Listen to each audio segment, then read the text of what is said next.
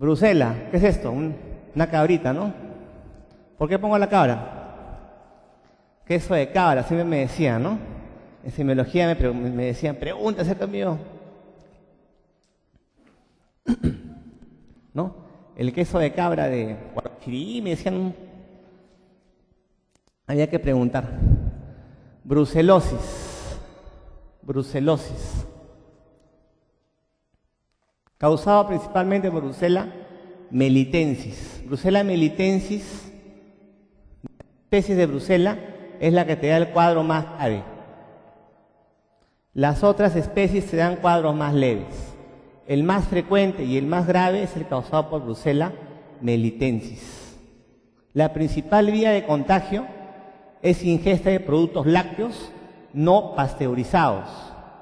Productos lácteos no pasteurizados, no solamente queso, mantequilla, yogur, majá blanco, mayonesa, no sé. Productos lácteos no pasteurizados, principalmente de cabra. En el Perú, ¿dónde se presenta con más frecuencia? Cajamarca. En la sierra. ¿Qué parte de la sierra se han visto los mayores casos? En los valles de Arequipa. Los valles de Arequipa, las zonas de Arequipa. Como les digo, es una enfermedad que ya no se ve mucho, ¿eh? Brucelosis he visto un solo caso de brucelosis crónica.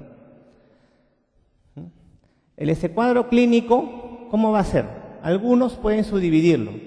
Brucelosis aguda, brucelosis subaguda y brucelosis crónica. Algunos así lo ponen. En el caso de la brucelosis aguda, cursa con fiebre alta, con mialgias, con lumbalgia, con complicaciones articulares, y las más frecuentes son la artritis periférica y la sacroileitis. Brucelosis aguda, fiebre alta, mialgias, lumbalgias, todo, lumbalgia, con complicaciones periféricas articulares, sobre todo artritis periférica y sacroileitis. ¿Qué más se puede dar? Hepatitis granulomatosa. Hepatitis granulomatosa. Y puede cruzar con pancitopenia. ¿Por qué? Porque la brucela se mete a la médula. ¿Cómo se llama cuando un germen se mete a la médula? Mieloptisis. Es la brucela aguda. La subaguda, bastante parecida a la aguda, pero con fiebre intermitente, ondulante. Es la clásica fiebre de Malta. La subaguda es la clásica fiebre Malta. Y también entran como subaguda aquellos pacientes que han recibido tratamiento antibiótico incompleto. ¿Ya? Entonces, la fiebre Malta clásica es la subaguda. Fiebre baja, ondulante, ¿no? Básicamente es este cuadro clínico. Luego tenemos la brucelosis crónica, que se presenta generalmente un año después del cuadro. La brucelosis crónica es afebril, mialgias, lumbalgia, y entra en el diagnóstico diferencial del síndrome de fatiga crónica. No sé si han escuchado eso. Fatiga crónica. La complicación articular más frecuente ahí es la espondilitis brucelósica. Y esa espondilitis principalmente es lumbar, a diferencia de la tuberculosis, que es dorsolumbar. Dorsolumbar tuberculosis, brucela es lumbar. Entonces, brucelosis aguda, artritis periférica, sacroileitis, ¿no? Y la crónica, espondilitis. Otra complicación de la brucelosis crónica, ¿cuál es? Uveitis granulomatosa. Uveitis granulomatosa. Uveitis granulomatosa. Algunos pueden verla así. Básicamente, el cuadro clínico de Brucella, en resumen, es un cuadro subagudo, con fiebre, con artromialgias, con lumbalgia, hepatoesplenomegalia, adenopatías, ganglios. Es una enfermedad granulomatosa, que forma granulomas. ¿Cuáles son sus complicaciones? Ya hemos hablado. Osteoarticulares son las más frecuentes. Artritis periférica y sacroileitis, ¿es en qué forma? aguda, subaguda, ¿no es cierto? Y en la crónica es la espondilitis, sobre todo a nivel lumbar.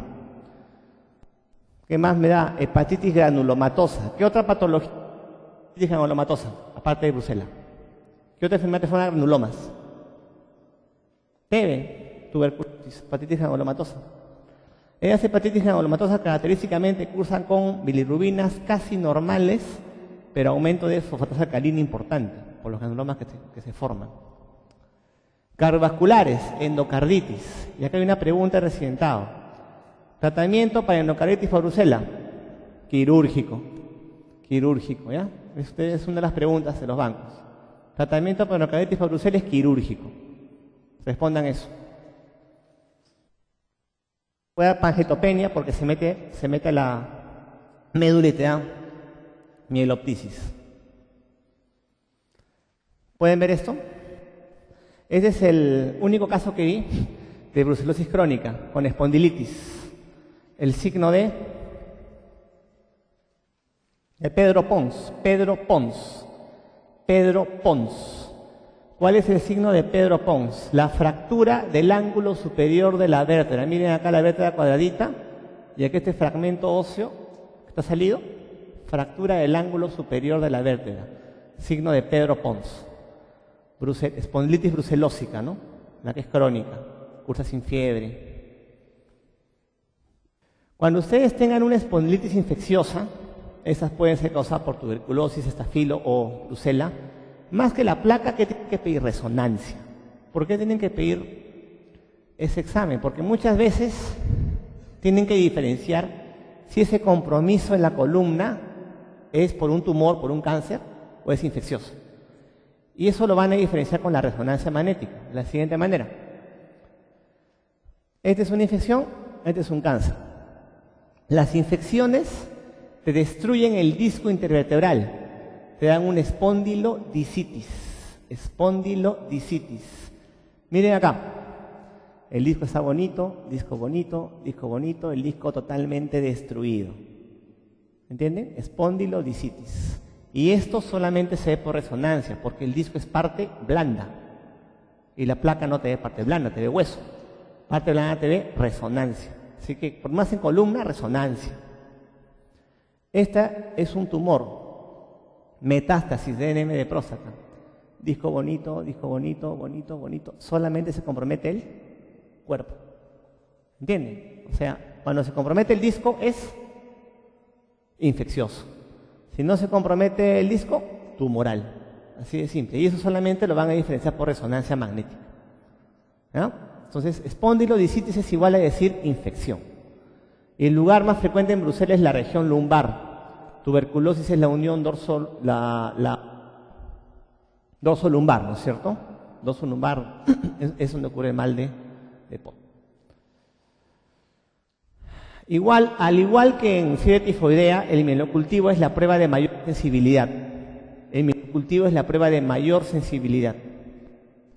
Es mucho más sensible, sobre todo en casos de brucelosis aguda subaguda, donde llega a más del 90%. En la crónica bajas hasta 70% más o menos. ¿Cuál es el medio de cultivo para brucelosis? ¿Qué usan? ¿Qué medio de cultivo? ¿Cómo se llama? Bifásico, ¿no? De Ruiz Castañeda. Bifásico. Sin embargo, también nos podemos ayudar de la inmunología, ¿no? Recuerda, rosa de Bengala, 2 etanol. Rosa de Bengala, sobre todo sensible para brucelosis aguda, ¿no? Y el 2-mercapto, brucelosis subaguda crónica, ¿ya? Rosa de Bengala, muy sensible, brucelosis aguda. Subaguda crónica sobre todo, 2-mercapto, etanol. Pero si hablamos por la prueba de mayor sensibilidad, el mielocultivo. Esto es el New England, ¿no? Todas las drogas que se pueden usar en Brucela. ¿Nos interesa esto? Sí y no, para que las conozcan. Pero lo que tienen que saber acá pues es el esquema que da el MINSA, ¿no es cierto? Es lo que les interesa. Esta es la guía del 2005, pero he encontrado una actualización del 2009, que está bien escondida en la página del Ministerio. puede encontrarla, que básicamente es lo mismo. ¿Qué te dice el MINSA y la OMS? Te recomiendan 6 semanas, principalmente de Doxy y Rifan. Doxy y Rifan por 6 semanas. Es el esquema recomendado por el MINSA y la OMS. Doxy y Rifan por 6 semanas. Sin embargo, hay un esquema ideal que llaman porque tiene menor porcentaje de recaídas. Y ese esquema es streptomicina más doxiciclina. Doxy por 6 semanas y strepto por 2 semanas. Entonces, si les preguntan cuál es el esquema que tiene menores recaídas, responden, ¿cuál? Strepto más doxy. Si les preguntan cuál es el esquema que se da simplemente, no, el ministerio es doxy-rifan. O sea, son 2 maneras de preguntarle que pueden hacer, ¿ah? Ojo, el esquema del MINSA y la OMS, doxy-rifan por 6 semanas, y el esquema de menos recaídas, que es strepto más doxy, ¿no? Y también le pueden dar cotrimazol más, bueno, unas combinaciones. Eso es lo que quiero que recuerden. Eso siempre preguntan, ¿ah? Preguntas clásicas. Rickettsiosis. ¿Alguna vez han visto eso? ¿Rickettsias? ¿Tifus? ¿Han escuchado hablar? ¿Hay acá en Perú? ¿Hay o no hay en Perú? Siempre nos hemos planteado en los tifus, pero ¿qué tanto hay acá en el Perú, no?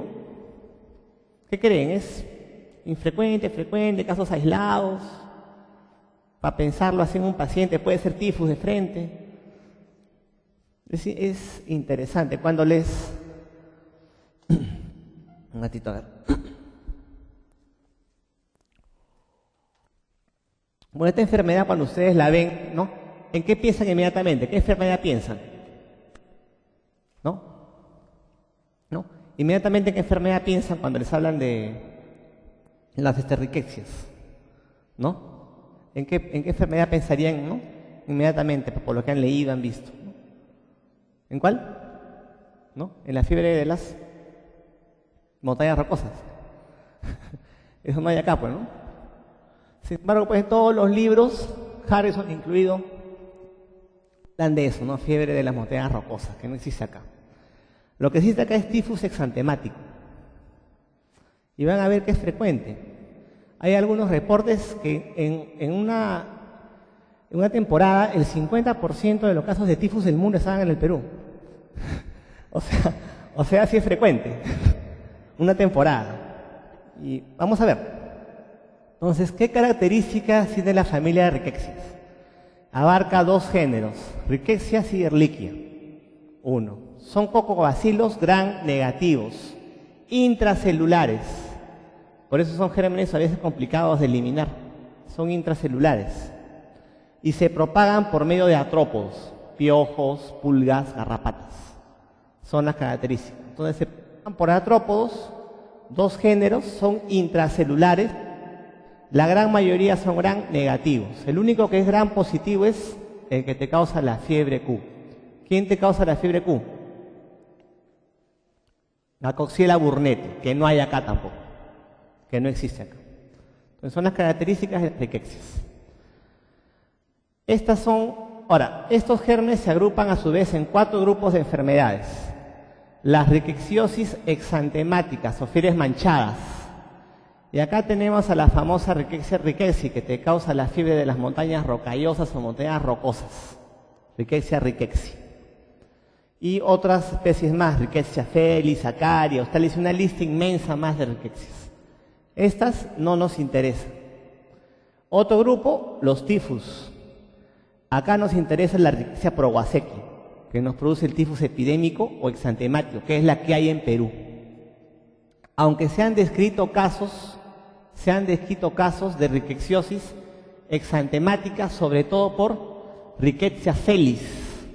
Rickettsia felis, en el norte se han visto casos. Pero básicamente acá en el Perú, lo que tienen que reconocer es tifus epidémico exantemático por Rickettsia prowazekii. De otros grupos, ¿no? Ehrlichias, fiebre Q, que definitivamente acá no existe. O sea, si van a estudiar riquecias, tienen que estudiar tifus exantemático. Punto. Punto. ¿Ok? ¿Cuál es la situación de la riqueciosis en el Perú? Tuve que buscar algunos artículos y acá hay un artículo bien interesante. Riqueciosis en América Latina. Áreas endémicas.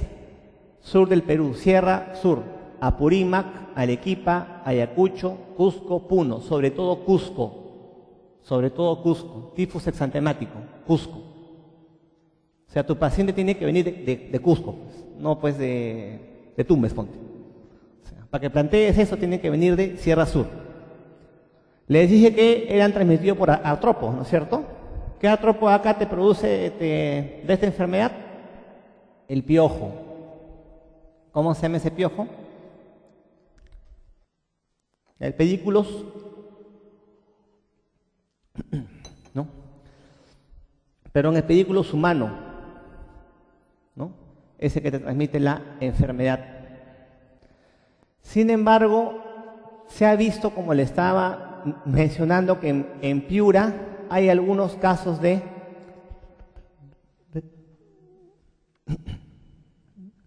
rickettsia felis, sobre todo. Felis.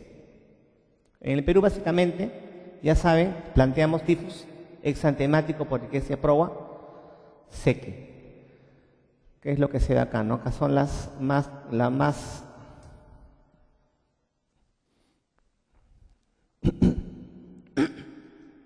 pero en el Perú, ya saben que, sobre todo en Cusco, Arequipa, Puno, Huancavelica, son zonas de tifus exantemático, ¿no?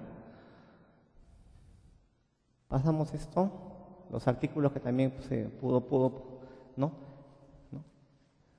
Es encontrar en la Amazonía algunos tipos de rickettsia fiebre manchada, Huánuco también, Cusco sobre todo, miren, zonas de Cusco.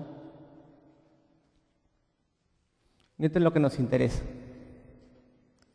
Esta es la enfermedad que existe en el Perú, llamado tifus exantemático, también llamado tifus epidémico, transmitido por piojos y también transmitido por ardillas voladoras. ¿Por qué? Porque además del hombre, otro de los reservorios de la enfermedad son las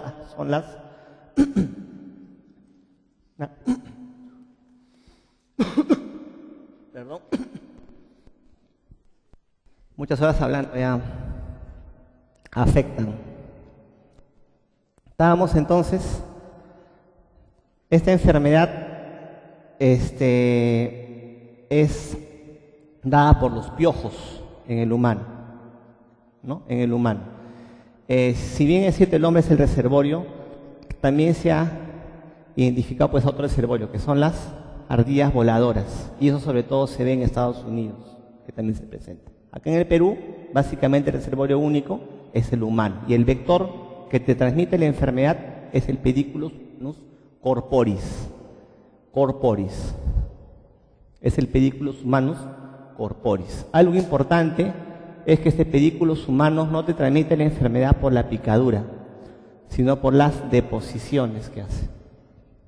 Pica, se ensucia, y cuando te rascas, te inyectas el germen. El pedículus humanus entonces no transmite la rickettsia por la picadura, sino por las deposiciones que hace.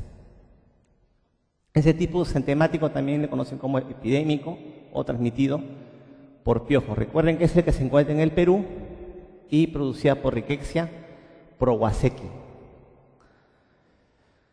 Esto es importante que sepan. Los piojos nos pican, nos transmiten la enfermedad. Esta enfermedad puede cursar asintomática y permanece dentro de ti el germen por mucho tiempo, hasta que tienes estrés o inmunosupresión y la enfermedad se reactiva, ¿no? Y eso se llama enfermedad de Brill-Zinsser. La enfermedad de Brill-Zinsser es una forma leve de tifus exantemático reactivado. Apunten eso, la enfermedad de Brill-Zinsser es una forma leve de tifus exantemático reactivado. Es oligosintomático, casi no causa molestias. no causa molestias. Pero ¿cuál es la importancia? Que como se reactiva, el paciente sirve como reservorio de la enfermedad. O sea, si hay piojos a la vista, pican y llevan la enfermedad a otras personas. Esa es la importancia de la enfermedad de Brill-Zinsser, que hace que el paciente sea reservorio de la enfermedad. ¿Ya? Cuadro clínico que nos produce. ¿Cuándo van a sospechar? ¿Cuándo van a sospechar de tifus? Y acá una pregunta importante. ¿Por qué se llama tifus? ¿Por qué creen que se llama tifus? ¿Tifus de qué palabra creen que venga? Tifoidea. Tifoidea. Porque el cuadro clínico es muy parecido a la fiebre tifoidea. ¿Cómo iba? Con fiebre, con cefalea, y también había rash, ¿no es cierto? Es lo que te produce. Fiebre, cefalea, rash. Fiebre, cefalea, artromialgias, rash. Entonces, ¿en quiénes van a empezar tifus exantemático? En pacientes que tengan ese cuadro clínico, fiebre, cefalea, rash. Es un rash que no abarca manos ni pies, no abarca zonas expuestas, de distribución centrípeta. No abarca zonas expuestas, no abarca zonas expuestas. Y por supuesto lo van a plantear cuando viene de zona endémica. ¿Dónde? Cusco, ¿qué más? Arequipa, Puno, ¿no es cierto? Purín. Zonas endémicas, un cuadro de fiebre, artromialgias, rash. Algo que también me puede producir el tifus, bueno, que lo produce, es una vasculitis de pequeños vasos. Vasculitis de pequeños vasos. Como me produce vasculitis de pequeños vasos, me va a dar un cuadro sistémico. Y algo lo que llama la atención es la necrosis periférica de miembros, dedos, manos y pies. Y también un compromiso orgánico, pulmonar, cerebral, hepático. Una falla orgánica múltiple puede producir. Falla orgánica múltiple, porque te induce vasculitis de pequeños vasos. La sospecha entonces, fiebre, cefalea, artromialgias, rash y que venga de zona endémica. Ya saben de la enfermedad de Brill-Zinsser. ¿En qué consiste esto? Es la reactivación de la enfermedad, de tal manera que los pacientes sirven como reservorios, ¿no? Oligosintomático. Cefalea, escalofríos, rash que puede haber, ¿no? Y esta enfermedad, que en el Perú se han descrito algunos casos, aparentemente tifus murino, este ya no es producido por piojos, sino es producido por pulgas. Por pulgas. El cuadro clínico es similar, casi el mismo que el exantemático, pero más leve. El tifus murino te da un cuadro parecido al tifus exantemático, pero mucho más leve. Mucho más leve. Y está emitido por pulgas. Antibióticos. Doxiciclina. El antibiótico de elección para estos casos. Bartonelosis. Bartonella, para que piensen en esa enfermedad, el paciente tiene que venir de área endémica. ¿De dónde? Anca, sierra en general, sierra y tiene que venir con fiebre y anemia. ¿Ya? En la pregunta que te pongan, para que sospeches de Bartonella, tienen que ponerte antecedente epidemiológico, sierra, fiebre, anemia, Bartonella. Si la palabra sierra te la cambia por selva, fiebre, anemia, ¿qué marcas? Malaria, ¿no? Fiebre, anemia, selva, malaria. Fiebre, anemia, sierra, Bartonella.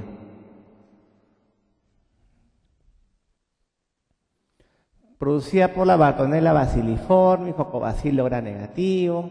Vector, Lupsomnia verrucarum, conocida como titiro manta blanca. ¿Qué otra enfermedad te transmite la manta blanca? ¿Ah? Leishmania. Ese mosquito vive en una altura, ¿no? Entre los 500 a 2500 metros vive ese mosquito. Por eso que los casos de bartonelosis se dan entre los 500 a 2500 metros. ¿Ya? Porque es la altura en que vive el mosquito. De lejos, Ancash, ¿no? La zona donde más incidencia hay de bartonelosis. En segundo lugar, Cusco, la Convención. Cusco también.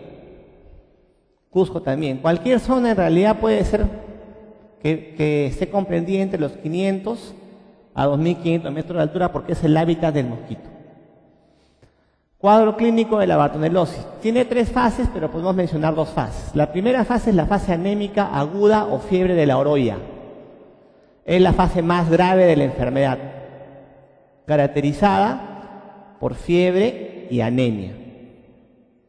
¿Ya? Fiebre y anemia. Sobre la base de fiebre hay todo un cuadro sistémico. Hay todo un cuadro sistémico. Compromiso pericárdico, pulmonar, encefálico, hepático.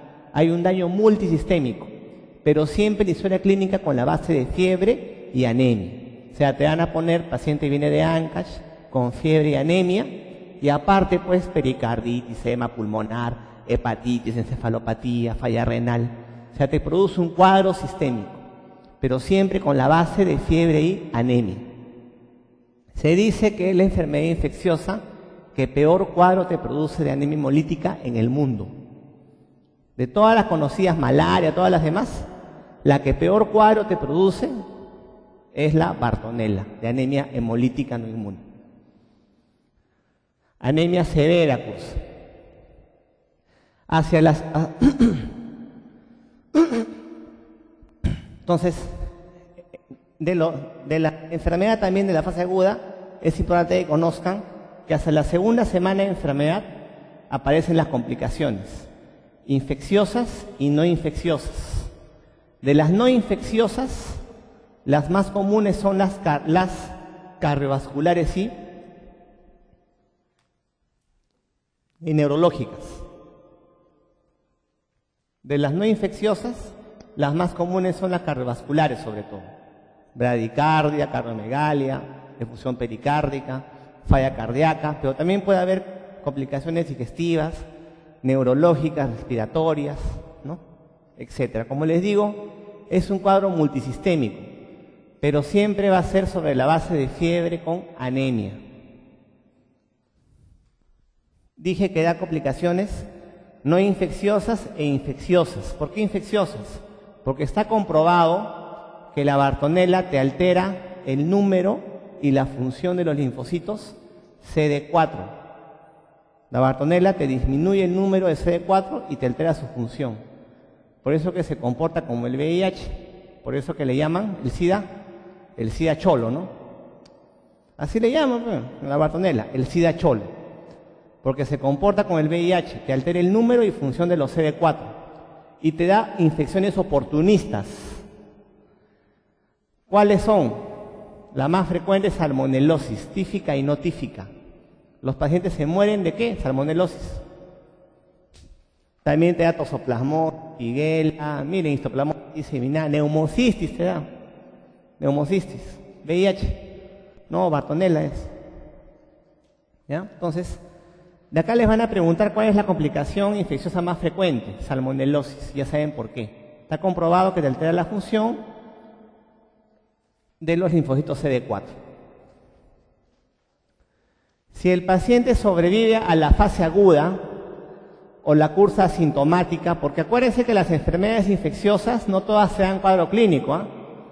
A veces cursan oligosintomáticas. Vas tú a Ancash, te pica ese mosquito, tienes fiebre un día, 2 días, sola se pasa, fase aguda, casi asintomática.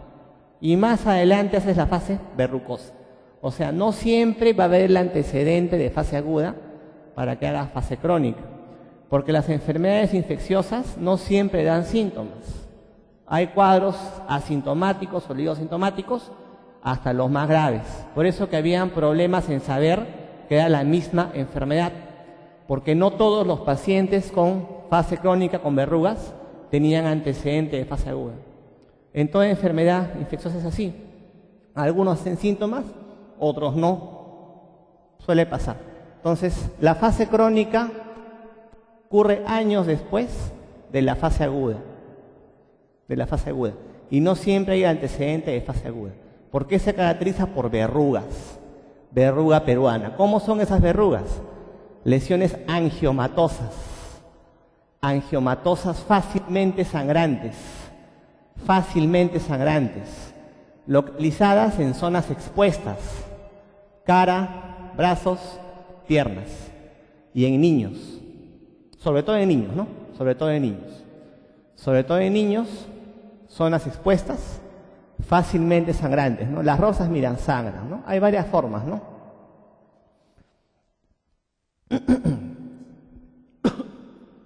Varias formas de esta enfermedad, pero la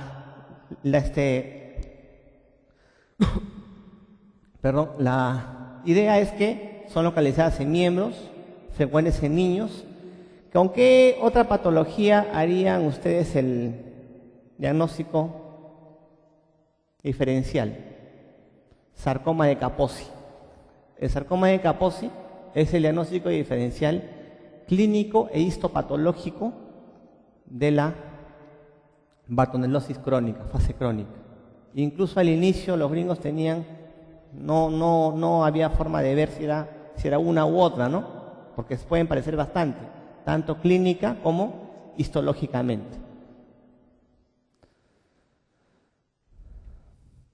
¿Cuál es la pregunta acá? ¿Qué es un caso de bartonelosis aguda grave? Bartonelosis aguda grave. Básicamente cuando hay manifestaciones sistémicas y cuando hay anemia severa. Es importante que reconozcan bartonelosis aguda grave porque el esquema antibiótico cambia. Por eso que les pongo acá los criterios de Bartonella de la norma técnica del MINSA. ¿Cuándo hablan de bartonelosis aguda grave? Porque el esquema antibiótico cambia. ¿Cómo se maneja? Fase aguda, ciprofloxacin por 14 días. Cipro. Si es fase aguda grave, por eso que acá les he puesto los criterios de bartonelosis aguda grave, cipro más ceftriaxona. Es una de las únicas indicaciones que se da esa combinación, ¿no? Y para fase crónica, acitromicina. La idea de dar tratamiento a las verrugas es disminuir el estado de portador en los pacientes. Porque al final las verrugas curan solas y no dejan cicatriz. Las verrugas se curan solas y no dejan cicatriz, pero los pacientes son portadores de Bartonella. Portadores de Bartonella. ¿Cuál es el gol estándar para el diagnóstico de bartonelosis? ¿Cuál es? ¿Frotis o ese cultivo? Cultivo, ¿no es cierto? El cultivo es el gol estándar. El problema es que se demora un mes, entonces se le sabe más rápido cuál es. Frotis. ¿Qué sensibilidad creen que tiene el frotis de sangre periférica? ¿Siempre sale? ¿Nunca sale? Si tiene suerte. Porque viene, digamos, un paciente de Ancash, ponte. Viene de Ancash, anemia, fiebre, pericarditis, Bartonella. Frotis. Negativo no es, pues. ¿Así? ¿Cómo es? ¿Qué sensibilidad creen que tiene? ¿Más del 50%? ¿Menos del 50%? 30% de sensibilidad. ¿No? Y acá les cuento un caso que tuve. Un paciente que me mandan de consultorio con fibrilación auricular.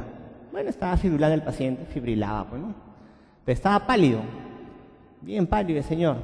El día anterior había hecho fiebre, palidez, ¿no? Era evidente. Y le preguntamos, venía de Caraz, había estado hace un mes en Caraz, por un mes había estado.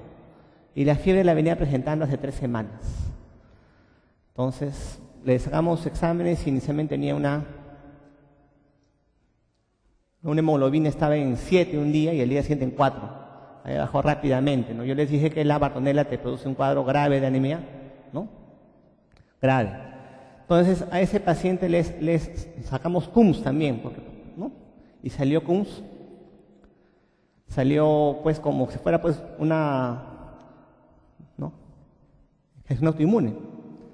Entonces, pues, en ese caso, ¿qué hacemos? Si es autoinmune, pero parece lo otro, Bartonella, y se le pide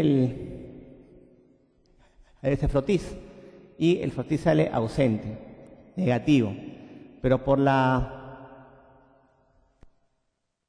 sospecha del cuadro clínico, le dimos pues antibióticos. Y se mandó para él, perdón, el cultivo se mandó, ¿no? Y eso más o menos en un mes nos informan que era el agente infeccioso. Entonces en la guía del MINSA dicen de que ante la sospecha de Bartonella está indicado dar el antibiótico. Sospecha clínica y antecedente epidemiológico. Si el paciente viene de zona endémica, presenta anemia y fiebre, está indicado iniciar antibióticos. Aún el frotis sea negativo, porque la sensibilidad de frotis es solo 30%. O sea, ante la sospecha clínica, paciente que viene de la sierra, anemia y fiebre, piensa Bartonella, así el frotis salga negativo. No es indicación de suspender, al contrario, dale, porque es una enfermedad que rápidamente te produce anemia severa. Nunca se olviden entonces fase aguda, cipro, aguda severa, ciproceftra, fase crónica, acitro, y es ante la sospecha. No importa que el frotis salga negativo. El gol estándar es el cultivo, pero se demora un mes. No vas a esperar el mes. Otras Bartonellas que también pueden haber acá. Bartonella henselae, ¿qué te produce? Linforeticulocitosis benigna, más conocido como arañazo de gato. ¿Cómo se produce esto? Arañazo del gato, el germen se mete y te produce una adenopatía, principalmente axilar, que va aumentando rápidamente en volumen. Aproximadamente la adenopatía aparece 2 semanas después del arañazo del gato. Y principalmente es axilar. En 15% de los casos, esta adenopatía se puede comportar como una escrófula, como tuberculosis, también fistuliza. En 15% de los casos se puede dar algo parecido a una escrófula, fistuliza. Eso es lo que es la enfermedad por arañazo de gato. 2 semanas después aparece por lo general un único ganglio que va creciendo en volumen, principalmente axilar. Y en 15% de los casos fistuliza. Arañazo de gato, Bartonella henselae, entonces. Tratamiento, monodosis de acitromicina. Otra Bartonella que te produce enfermedad, Bartonella quintana, angiomatosis basilar. Es producida principalmente por Bartonella quintana, pero también puede ser producida por Bartonella henselae. También, pero principalmente por Bartonella quintana. Esta angiomatosis basilar ocurre sobre todo en pacientes con VIH, ¿no? ¿Y eso cómo se da, cómo se contagia? Por la picadura también de piojos.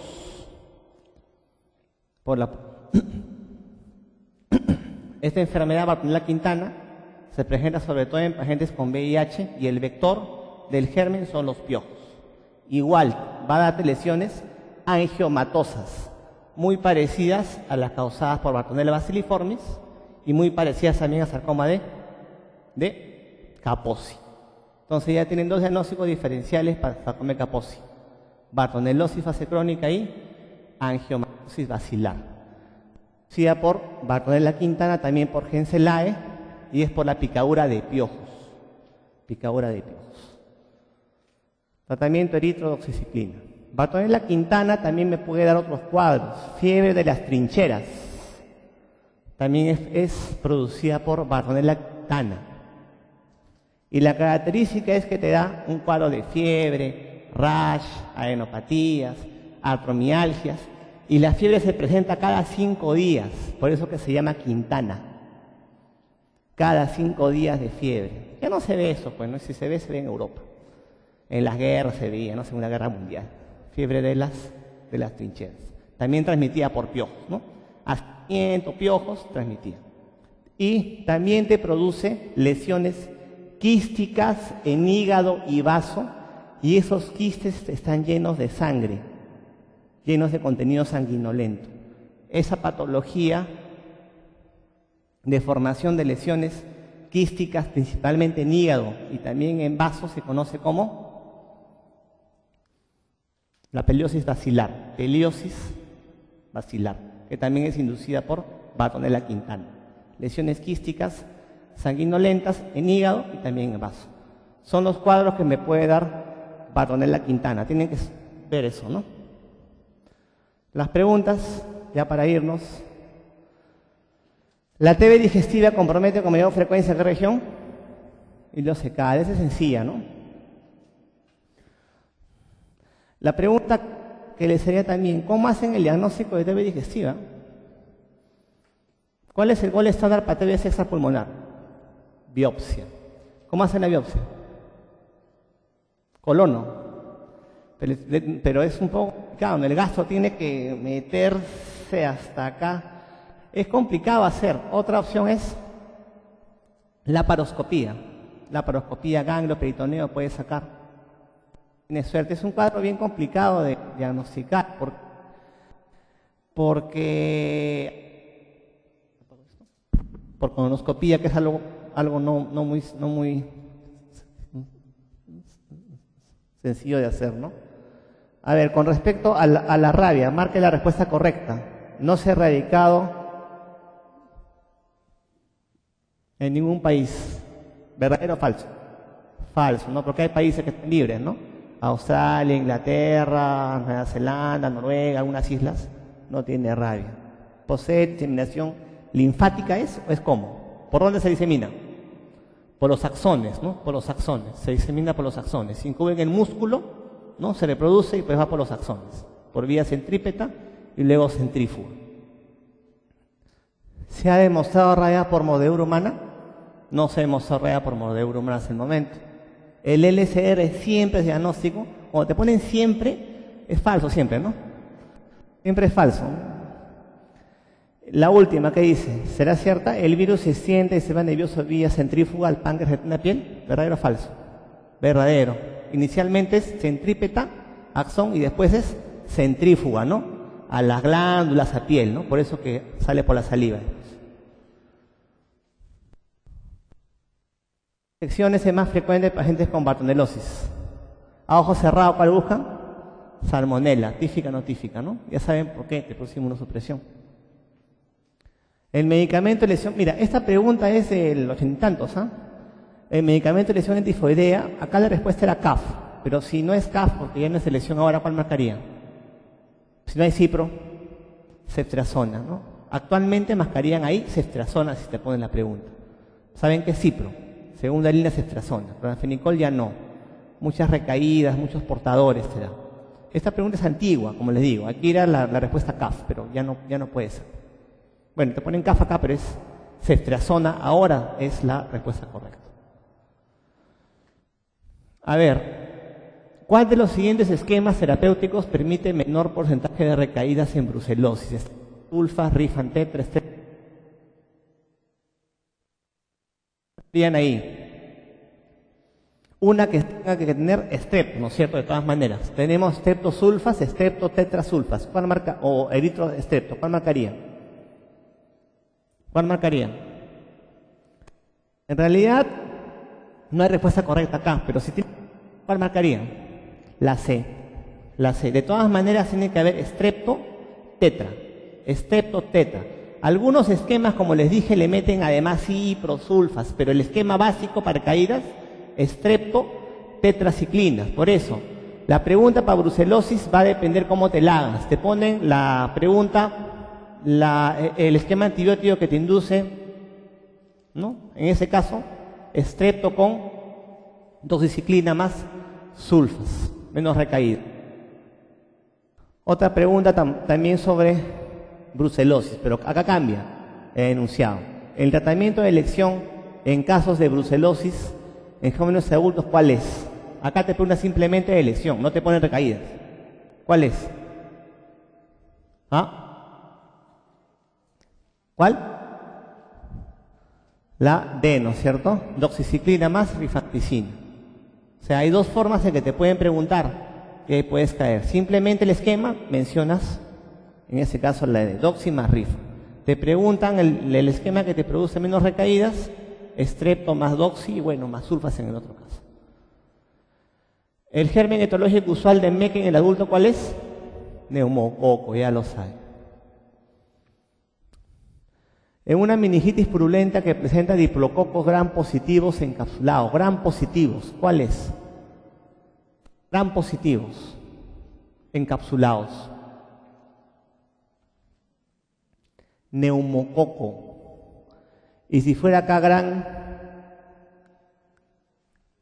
negativos, ¿cosa marcaría? Meningococo. Gran positivos, neumococo. Gran negativos, meningococo. Años de edad con cuadro clínico de MEC de inicio brusco, LSR turbio, se inicia penicilina a las 48 horas. No hay mejoría porque hay un neumococo resistente a penicilina. ¿Qué es lo que le hace al paciente? Eritroclin, Dacotri, Ceftriaxona, Diploxan. Ceftriaxona. Ya saben, no se confundan porque son del mismo grupo, reacción cruzada no existe. Aquí entra el concepto de concentración inhibitoria mínima. Y aquí después de penicilina es Ceftriaxona, ¿no? Y de ahí banco también se da. De las enfermedades que se menciona, ¿cuál es polimorfia recidivante? Fiebre urliana. ¿Cuál es la fiebre urliana?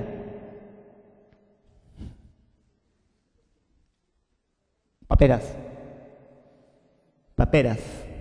Tifoidea, Malta, mononucleosis, septicemia por estafilo. ¿Cuál? Malta, ¿no? Es la simuladora. Es la brucelosis subaguda, ¿no? La clásica que les he mencionado. En la fiebre tifoidea se presenta como un hecho excepcional: melena, miocarditis, hepatitis, meningitis, derrame pleural. ¿Cuál de esas es excepcional en tifoidea? Efusión pleural la respuesta. Ya saben que la complicación más frecuente es la hemorragia y perforación intestinal. Puede también haber compromiso encefálico, miocarditis, etcétera, pero excepcionalmente muy raro es derrame pleural. A ver, uso de corticoides está indicado en qué casos: encefalitis, meningitis crónica, tuberculoma, MECVID. ¿Pero en qué personas? ¿Niños adultos? En niños, ¿no es cierto? ¿Y en adultos en qué germen? Neumococo. O sea, corticoides va a depender del grupo etario. Niños hemófilos, adultos neumococo. 16 años con meningoencefalitis de inicio brusco, terapia con penicilina. Ese ya lo hemos visto, ¿no? Ceftriaxona, parecida es. Otro enunciado. En la fiebre tifoidea, ¿cuál de las siguientes pruebas de laboratorio da un mayor porcentaje de positividad? Mielo, es igual en Brucela. Tifoidea de Brucela, mielocultivo, ¿no? Mielocultivo. Si así fuera el examen, sería bacán, ¿no? ¿Cuál de las siguientes cefalosporinas es activa contra Bacteroides fragilis? ¿Qué es el Bacteroides fragilis? Anaerobio. Es el anaerobio más frecuente de la flora intestinal, ¿no? Es el anaerobio más frecuente de la flora intestinal. Normalmente cuando ustedes dan antibióticos para anaerobios, ¿qué usan? Metroclina, ¿no es cierto? Pero en las guías americanas te ponen uno de elección, que no es ninguno de esos. ¿Cuál es? Cefosectina. Cefosectina, que es una cefalosporina, te cubre también anaerobios. O sea, vean, ustedes revisen que no solamente que en el caso de los gérmenes hay más antibióticos que dar. En ese caso de elección incluso, en las guías mencionan, para este germen es cefalosporinas, cefosectina. Selecciona el esquema terapéutico indicado en brucelosis humana. ¿Cuál es? Doxirrifan 45 días. Doxirrifan 45 días. Relación de la patología infecciosa con etiología más frecuente. Neumonía atípica, ¿a qué germen será? Micoplasma. MEC bacteriana, neumococo. Mielitis hematógena. Siempre que la palabra te dice hematógena, el germen siempre es estafilococo, ¿ya? Fasciitis necrotizante, es polimicrobiana, pero hay un germen implicado principalmente, que es Streptococcus grupo A. Y la colitis, Clostridium difficile. Muy bien. 60 años operado de neoplasia pulmonar, en el postoperatorio desarrolla neumonía nosocomial. por lo que recibe betalactámicos y luego levofloxacino. 2 semanas después presenta dolor abdominal de posiciones líquidas y fiebre. Al examen, no signos de irritación peritoneal. ¿Cuál de las siguientes medidas diagnósticas sería la más adecuada? Si un paciente hospitalizado que recibe antibióticos se hace diarrea. ¿Qué les he dicho de eso? ¿Qué tiene que buscar? A partir de ahora busquen Clostridium, no le echen la culpa a la leche, ¿no? Que recibe el paciente, buscan Clostridium. Entonces, ¿qué marcarían acá? Detección de toxina por Clostridium. Entonces, métanse en tu cabeza, diarrea intrahospitalaria, siempre busquen Clostridium. Inmunosuprimido con infección severa de cavidad abdominal de origen intrahospitalario, sospecha de pseudomonas y anaerobios. ¿Cuál es la terapia antimicrobiana empírica de elección? Amica peni, ampisulbactam, Aztreonam amica, ceftriaxona clinda, pipetazo. ¿Quién me cubre anaerobios acá? La clinda me cura anaerobios, pero la ceftriaxona me cubre pseudomonas. ¿Cuáles son los antibióticos antipseudomoniales? A ver, comencemos por las cefalosporinas. Cefalosporinas de tercera generación. ¿Cuáles cubre pseudomonas? Ceftazidima y cefoperazona. De cuarta generación, cefepime, ya, dejamos cefalosporinas. Y venimos con las fluoroquinolonas. ¿Cuáles son las que te cubren? Sí, pero ¿qué más? Levo, muy bien. Aminoglucósidos. ¿Cuáles cubre pseudomonas? Amica y genta. Seguimos, carrapenens. Aparte de imipenem y meropenem, ¿cuáles conocen? Ertapenem y doripenem. Los carrapenens cubren pseudomonas, excepto ertapenem. Ertapenem no cubre pseudomonas. Seguimos, penicilinas de tercera generación, pipetazo, piperacilina tazobactam, que también te cubre anaerobios. También te cubre anaerobios. ¿Qué otro antibiótico cubre pseudomonas? Aztreonam, monobactam. Aztreonam de elección en pacientes alérgicos a cefalosporinas. Digamos que tienes una UCI pues, con una pseudomona ultra resistente, ¿qué le haces? Colistina, polimixina B, colistina, que si hay acá, y eso ya lo van a usar ustedes en un par de años, cuando ya hay mucha resistencia. Entonces, con ese concepto, ¿cuál marcarían? Pipetazo, ¿no? Pipetazo porque ni Aztreonam ni amicacina te cubren anaerobios, ¿no es cierto? ¿No? En cambio, la E te cubre tanto pseudomona como anaerobios. Otra opción acá serían carrapenens, por ejemplo. Meropenem y penem también podría ser. Sí es que está, porque también te cubren anaerobios y pseudomona. Acá pipetazo. Antibióticos, no siempre es un problema. Encefalitis herpética, tratamiento de elección. Siempre que hablen de herpes, hablan de aciclovir, ¿no? Perfecto. Respecto a fiebre tifoidea, ¿cuál enunciado es falso? Afecta, además del hombre, a animales domésticos. Cursa leucopenia de desviación izquierda. Presenta hepatoesplenomegalia. Puede provocar enterorragia. Transmite propiedades fecales. ¿Cuál es falso? ¿Por qué? Porque hay serotipos tíficos, no tíficos. Los no tíficos son los que afectan a animales y al hombre. Y los tíficos solamente único reservorio, el humano. 24 años con varios días de fiebre, intensidad a las tardes, tratamientos sintomáticos y mejoría. Hace 3 días dolor a nivel sacroiliaco, presente cuadro febril. Diagnóstico más probable.